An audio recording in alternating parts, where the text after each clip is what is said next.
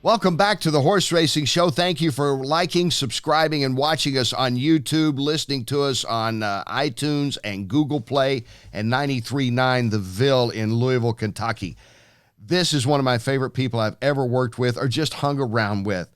She is the first lady of racing, and Caton Bredar and Donna Brothers and Britney Eurton and Jeannine Edwards and everyone that's followed has said the same to me. She is Charlsie Cantey. Charlsie, welcome to the show. Well, thank you, Kenny. You've got me all choked up with that opening. Bless those girls' hearts. They do a most amazing job, and it's so fun to watch them. They're just terrific. Well, they all talk about you, and, you look back at horse racing, and there were no women covering horse racing that anyone remembers, and then you come along in what was a boys' world at that time, and you're working with, among some of the legends you're working with early, were like Frank Wright and Jack Whitaker, and, of course, you went on to Jim McKay and Al Michaels, Tom Hammond. Not many people work for CBS, ESPN, ABC, and NBC, and you've done that, which speaks great for your career. It's what I call my alphabet soup, but you were so kind to say all that, and it's true. I happened to be in the right place at the right time, and it all happened because I just loved riding horses, and I wound up getting a chance to go to work on the racetrack back in the late 60s, and believe me, you think there weren't many women in television? There weren't many women on the backstretch either, and that was a tough world, and yet it didn't really matter because all I wanted to do was to ride and put my heart and soul into it. I couldn't get up early enough to go to the barn and do what I had to do all morning and work, and just it led me to be in the right place when they decided they wanted to put a woman on the telecast, the local show there at Belmont, racing from Belmont, Saratoga, Aqueduct, whatever. And they were looking for someone who knew the sport. Well, there weren't many to choose from, and that's why I was so lucky. I just happened to be in the right place. And if you remember, it all started, everybody you've mentioned so far weren't even born when all this happened with me. So you're hearing it from the old dinosaur herself. But it happened back when I was working for Frank and David Whiteley, and Ruffian was becoming the superstar, the miracle that she was. And various people would come from the media, from the publicity department at Belmont there, and look for updates on what she was doing and when would she train, and I was in the barn with her and so on. And Frank Tours, rest his soul, he would come around the barn and he'd say, they're looking for a woman. You'd be perfect. You need to go over and talk to Bill Creasy, and you ought to go. He would do this with me every single day. And all I wanted to do was just do my job at the barn, and in the afternoons, a lot of times we were breaking yearlings out at the Phipps's estate. In those days, it existed out in Westbury, and there was a handful of yearlings that were there. So Mr. Phipps, Denny's father, Ogden Phipps, would come down and watch the horses train, the yearlings train, and we would gallop them around the old steeplechase field there, where his wife used to have all her jumpers. And that was my life. That was all I wanted to do, and all I wanted to do was make Frank Tours leave me alone. I said, okay, I'll go talk. I'll go. If you will just please leave me alone. So I go up there in my muddy boots, and I meet Bill Creasy, who, as we all referred to on the front side, was one of the suits. And he had originally put Phyllis George on the NFL Today, and he wanted to do the same thing, but he wanted someone of the sport this time around. And I just went in there, and he asked me why I was qualified for the job. And I said, well, I'm not. I'm just trying to get Frank Tours to leave me alone. and so he laughed, and we talked a little bit, and then off I went. And then about a week later, I got a phone call. Frank Wright, he and Dave Johnson, my beloved Dave Johnson, who held my hand through all these awful traumas I had. He had to go away to do a race out in California, and Dave needed someone to be on the show with him, and poor guy was stuck with me. Well, I didn't have a clue what I was doing, and he got me through it, and we've been lifelong friends ever since. And I loved Frank, loved Jack Whitaker, and I can't tell you how lucky I am and how grateful I am to have been in the right place, because if it weren't for the horse, I have no idea what my life would have been, but look what it did for me. And I got to work with you because of that. See, and there was you, J. Bernie man. Look what it did. Look what it did for me. We used to get How many dogs you got now, huh? You know what? I have no more dogs. I've been traveling so much that I haven't had a chance to have a dog in a while. But I love my golden retrievers. Yeah. I mean, yeah, I like all Yeah. dogs. I'm a little more biased to the Goldens, but I have no problem. Cutest puppies that ever lived. Yeah, Right? yeah, and you know how they are. They'll just look at you, and And they'll go home with a milkman. They're not much help in the Defense Department. But well, they're not. They're great dogs. But I remember Joe Cantey, he and I always had a batch of Goldens. I don't know if you and I ever talked No, about you know what? You mentioned that one time because I showed you my two dogs, Bernie and Andy, my two Yeah. Goldens over the years. Yeah. Yeah, so there we are. But anyway, the racetrack is always a great place to have dogs. I had a mutt that Joe Cantey got for me one time, and he was half shepherd and half lab, and God knows what else he was. And he was the dog of my life, and he came from some litter out of somewhere on the racetrack. I don't know where he came from, but God, he was a good dog. He really was. So anyway. And then I show up and we do a show in the mornings. It was like was it breakfast at the Derby on ESPN? Yes. Well, we did Racing Yes. Across America together on ESPN. I had the great pleasure working with Charlsie Cantey, Racing Across America. Then later on at NBC on the Breeders' Cups and the Derby and the Preakness. But anyway, those morning shows were fun. You know, they were really fun, but God knows we had to get up. Racetrackers always got up really early, but we don't always have to go out looking our best. We just put on a baseball cap and a helmet and off we go. But then those shows, you had to kind of be dressed and ready. And I'll never forget that one morning. It was such a dirty trick. And there I am all tired and bleary-eyed, and I don't have the right clothes, and it's raining, and it's a bad hair day. And who do they bring on as our guest? Do you remember, Kenny? Bo Derek. And I got to sit next to her. I mean, that wasn't even fair, but she was wonderful, and she's still so involved with racing out in California. I was just happy to be there with both of you. Person. Yeah, one of my favorite Yeah, moments. but blondes always have all the fun, you know. No, I don't know. We had a lot of fun. We did. We got to tell jokes on the air, which is probably why they kept me so long. But no. Why the long face, Kenny? Remember the deal was, and it's not like the most unique story. It happened several times, but one of the stories that one of our reporters were doing, and was on this horse that drank Guinness, had to drink beer to maintain weight. And Charlsie and I are, we're hosting it, and we're on the backside there with the Twin Spires behind us, and we come out of that. And I just said, horse walks in a bar, and a bartender says, "Hey, buddy, why the long face?" I'll never forget it. I never hear that joke, and I never see Guinness without thinking about you. I swear. And you told me the time. And you told me about yours. Remember, you had a horse that you said had to drink so much beer. Yeah, yeah. Well, she was a long, lanky filly, and she was hard to keep weight on. And some of the many Irishmen who around the racetrack say, "Oh, you got to get a pint into her every day." So I would go up. I was training. I had horses at Laurel, so I would go to this wonderful huge big wine outlet store. And they of course had beer, so I would go in like every week and bring back these couple of cases of beer. And the same guy kept seeing me. He had to ask for my ID every time I came and went. He said, "Lady, you sure drink a lot of beer." I said, "Oh, no, sir, you don't understand. It's for my horse." And they practically wouldn't sell it to me, Oh. But I'll tell you, it worked on that filly. She wound up one of my best horses that I was fortunate enough to train. She wound up weighted on the experimental 2-year-old list, and she was graded stakes placed, and it was all for the Guinness. She loved her dark ale. See, and look at you. You could have you should have gotten an endorsement from them. You could have done commercials. I should have. That'd be like Joe Cantey after Temperance Hill won the Belmont. I'll never forget this. And all the crew came around. I've got a video of Tom Brokaw, who looked as young as Joe did in 1980, and they were doing interviews and everything. And so Brokaw asked me, he said, "Well, did you go out and drink champagne last night?" And if anybody remembers Joe, he's very laconic. He said, "Nope." He said, "I had my Tia Maria." Well, Tia Maria arrived, stacked cases of it at the house. They gave him a year's supply of Tia Maria. So there you go. See? That product placement. That's the key. Exactly. That's what I'm learning about. They're telling me all this marketing stuff, on this YouTube. And I say, look, I'll show up. I'll get a great guest like Charlsie Cantey, and we'll just go. And that's what we just do.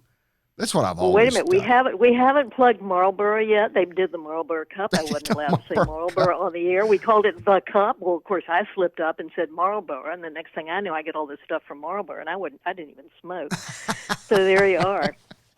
Well, you did 17 straight Triple Crowns, and of course the Breeders' Cup's involved there. I mentioned all the different networks. People ask me, and I certainly, everybody knows you in the business. Like 3 people know me. You're one of them, so you come on the show. But oh, stop it. It's hard to say like a moment. For me, like American Pharaoh winning the Triple Crown and being the first guy to interview Bob Baffert right afterwards. That's huge. You don't forget that. Yeah. Oh, but there's nothing like it. But there's also moments. To me, the toughest interviews are when it goes not great or it could be bad.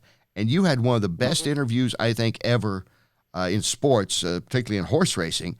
Was in 99 at the Belmont, and Charismatic's going for the Triple Crown, and Chris Antley had to pull him up in the final jumps just before Lemon Drop Kid wins it, and Antley's out there caressing his, it was just a beautiful scene for what could have been a tragedy. He's caressing the leg and holding on to the hoof of Charismatic, and then you do the interview with him shortly thereafter as to what happened, and I just thought it was a golden moment, and I still do. Well, thank you, Kenny. That's one I won't ever forget. And bless his heart, Chris Antley, God love him. And I'll never forget him. He was actually holding up Charismatic's, trying to keep the weight off it, and probably did a great deal to saving his life. And Charismatic went on to his stud career. But Chris's future after that was not so salvageable, and we know what happened. And I'll never forget him looking at me, and he looked up, and he was so troubled. And those eyes of his, he had the most beautiful eyes, and he looked at me and he said, I'll never forget it as long as I live. And I just that was one of the saddest things in racing. It really was. And you handled it beautifully, though, and it was very touching for everybody watching it. And and then of course, I thank you for that. It is so sad to think that Chris's life did not go on as it should have, and did not end so well. But he was such a good rider. He was right down here in South Carolina, not far from where I am now. Yeah. And every time we go up the highway and I see Ellery and St. Matthews, and that was his home ground, and I think about him all the time. And he has a daughter out there somewhere, Violet, and his wife, and I've lost touch with them. Should they hear this, I would love to hear from them again, because we kept in touch for a good while, and then they moved, and I lost the address. But anyway, on to brighter things. See, this would be. I hope they listen and get in touch, because then this will be something even new for the show. By the way, we're heard in California. We have a lot of listeners. Interestingly enough, California, New York, and Kentucky, I think, are kind of in that order of our 3 most our states with the most listeners. By the way, Kentucky's not number 1. Really? Yeah. Really? Wow. Yeah. That's interesting. See, it's like we're nationwide. Wow. Yeah. Much like Charlsie Cantey, work for everybody nationwide. You're popping. Whatever happened to? Yeah. Do you have a horse out there or two that just a special memory? And it may not always be the obvious. Sometimes I've had people on the show say, "Well, it's Secretariat." And then sometimes it's been, it was a horse that my dad and I saw together, and it just meant something. Like I took my dad. The only time he ever went to the racetrack, we saw Swale win out at Keeneland. He always liked Swale, and so that's still a special horse to me for that reason. And, I don't know, do you have a horse or two that really just touches you? There are quite so many. Maybe a horse that I trained, or a horse that Joe had in the barn. But the horse that towers over everything, who's always my beloved war-scarred veteran, is Forego. He's always been the horse of my dream. He could do anything. Do you understand? He'd win sprinting, or he'd win the Jockey Club Gold Cup. He just was amazing, and the ultimate weight carrier. And if anybody, here we go, Marlboro, I'm going to give you another plug. Remember the Marlboro Cup when he carried 137 pounds? Shoemaker rode him. And Peb did that wonderful cartoon, the wonderful drawing of the crane lifting the tack, all Forego, and Frank helping guide the crane that had Shoe's weight pad on it. And he carried 137 pounds. He was given away, and I think, Honest Pleasure, I believe, was the horse that he was running down in the stretch. Carried like 109. And nowadays, anyone gets 122 pounds and they weep and cry, and handicaps are pretty much gone, which makes me sad. Yeah. But that was one of the greatest all-time races I ever saw. I mean, he did the impossible. And then go back a little further. I hope there's still people out there that can even remember this. Ta Wee, remember the little sister to Dr. Fager? Yeah. And she would carry 140, I forget now. I have to go back and look up. In the 40s, she would carry 140 some pounds in the fall high weight. And John Rotz would ride her, and she was just incredible. You know, horses like that, they were the old warriors, and we don't really see that much anymore. You got to look fast to see the good ones now. They run 6 or 7 times and they're gone. You know. Well, that's it, and it's all about speed now. I mean, they're breeding for speed. Yeah. You go to the 2-year-old sales. It's all about how fast. Endurance seems to be a secondary thing. I hear you. I mean, you know, the year I pinhooked some yearlings, if you could get one down there at 11 flat, they were going to be sold. Now they're going to 9 flat. Yeah. I mean, the game is. I remember Frank Whiteley when he was retired and living in Camden. I would talk to him, and I'd see him all the time, and I'd say, "Oh, Frank, don't you miss it? Don't you want to go back to the track?" And he'd just shake his head and chew on his toothpick, and he'd say, "Nah," he said, "Game's passed me by. I don't even understand it anymore." And that's kind of what I feel now. You told me something a long time ago about people. We're talking the general public, and we get some, you know, notes from people that are casual horse fans that listen to this show, which we appreciate. Most people follow the sport on a regular basis that listen, but I always like to hear from the casual observer because, as you pointed out to me a long time ago, Charlsie, you know, most of us, like I played to a limited extent. You know, basketball, played flag football, baseball, stuff like that. You know how it is. We do this stuff.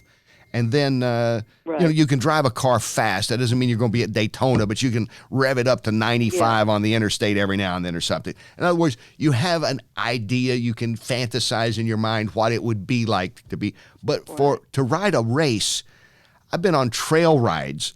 I've never ridden a horse that probably went past 10 miles an hour. I have no clue, but I have great appreciation. And you're the one that pointed that out. It's really hard to identify what it's like to be in a horse race and get a horse ready. Well, you're leading me back to the wonderful quote from my dear, dear Frank Wright. And he said it and said it loud and often on the air. There is no little league for horse racing. And that is why it is so hard to gather fans, because they don't know what they're looking at. They don't understand. There was always that big discussion about whether jockeys were athletes or not. Right. I beg your pardon. Yeah, I know. So remember, this was back at CBS before you and I worked together when I first was working, and Bob Fishman did all the CBS shows, and he got John. Help me here, football, Big John. John Madden. Yes, Madden. John Madden. All I could think of was Mattis. Yeah. See, I'm thinking of Mattis, and I knew that wasn't right. So I'm not Mad Dog, but John Madden, and he came, and Bob got him to follow Angel Cordero around for the week before the show. And John Madden stood on the air and said, "I apologize to all my football players." He said, "But jockeys are ounce for ounce the greatest athletes that ever lived." Yeah. And there you are, but you can't fantasize. You cannot put yourself on the back of a horse going 40 miles an hour, bursting out of the gate. And it's not really about that. Oh, the jockey will have control. You're kind of going for a ride on a rocket. You can kind of help and guide it and steer it a little bit, but it is just a feeling and a fantasy that you can't explain and nobody can understand. So, Frank, I keep thinking about it so often. There is no little league. Kids can't go in practices. That's why racing is so much bigger in England and Ireland, because kids grow up on pony. I mean, they know about riding, and they ride pony races, and they have a little league. We don't. That's a great point. I love that story. And that's all due to Frank Wright. Charlsie Cantey, a legend in broadcasting, CBS, ESPN, ABC, NBC. Oh, you are. Let's not downplay. So kind. Everybody knows. I got 10 seconds here. I got to say one thing to all the gals that do such a great job today. To this day, I did get to start the horseback interview thing, and that's another long story with CBS and Bob Fishman. But I did start the horseback thing, but I didn't do it for very long, as you remember, and I had the catastrophe of the Preakness in 1986 when the whole thing fell apart, and I told Kurt Gowdy Jr., I said, I'm never getting another horse on the air again. So 1986 was the last time I did a horseback interview, right? So to this day, I still have people say, I saw you on the Derby last weekend, and I'm thinking, oh, God, they all think I'm as cute and young as Donna Brothers and Caton Bredar and everybody else. I said, oh, thank you so much. I'm so glad you were watching. And I just take it and take it home. So there. You know what? That's because you've left an indelible mark on people. See, I remember you on the NFL studio show. Oh, on my CBS. God, you were young. You were young. No. That was an experience. No, That was a whole experience. But that was fun to watch. I think you enjoyed that, didn't you? I mean, it was, I did, yeah. And to this day, my son still says, Mom, tell me again about when you went to this camp and that camp. Yeah. That's why I can go to everybody's training camps. And he just thought that was the best. And then there was Westminster. That was one of my most favorite things I did. Ben Harvey got me on that show. Remember, I used to text you every year when you were doing it. I don't know if you even remembered. But I would love it. I would watch it. I go, I know Charlsie Cantey.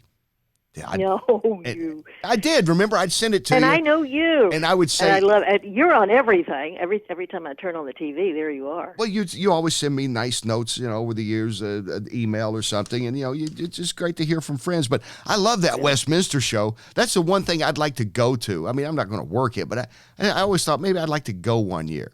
I always get upset. It's a great experience. Yeah, it was fun. And like a Beagle won it recently, right? A Beagle, I think, won it recently. But I hate to tell you this: the Golden Retrievers are never going to win. Neither are the Labradors, because their motion is in the water, not on the red carpet. So that's where they lose. But they're always there. They're wonderful. It's a great experience. Everybody should go see Westminster. It's a blast. And now you're enjoying retirement. We're not going to ever get you back on TV with us. Nope. No. Darn it. It was a wonderful 30 years. And actually, I have to say, it was 20 years with the Triple Crown. And the only reason I remember it so distinctly is because Donna and Tom Hammond and the whole ABC gang gave me a cake with Happy 20th on it. And I have a picture, and that's the only reason I can remember, because it was all a blur. Oh, that's right. It all started back in 75, and it ended in 2005. I was there. I should have remembered that. I was there. Blur. Yeah, you were there. You're in the picture. Yeah. I was there. I should have remembered. One of our production meetings. Can we tell the story about the please. moonshine? Or, please. Go ahead. What stays in the meeting, right? Then we would have these. David Michaels was a producer. We would have these long meetings. Yep. They would have a buffet. They'd have an open bar, and they would have these meetings. But who brought the moonshine? Was it Bob Costa?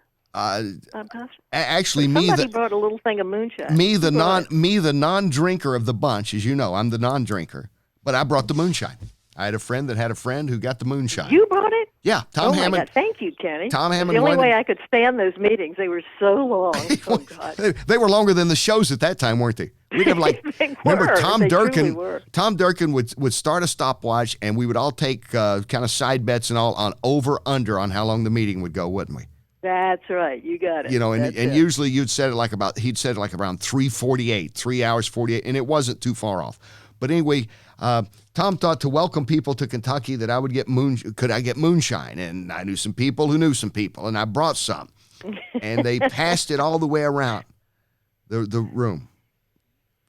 And everybody only had one sip because it's not very drinkable. And nobody lit them. Especially Tom Hammond and Dave Michaels and the sommeliers of the world. Those two, they drank nothing but the finest wines ever. I mean, some of these stories need not be on the air. We won't tell these stories. And I just know nobody lit a cigarette or struck a match during that time.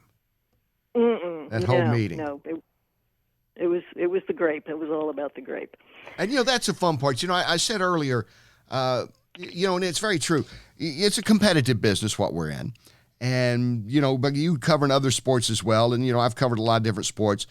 There's been some, never like conflicts, but a little contentious at times with some other announcers. But in horse racing, of the teams I've worked on at ESPN and at NBC, I'm in my 20th year with NBC, by the way, coming up with this Breeders' Cup. Wow. My really? first one was 99. Jeez, who knew?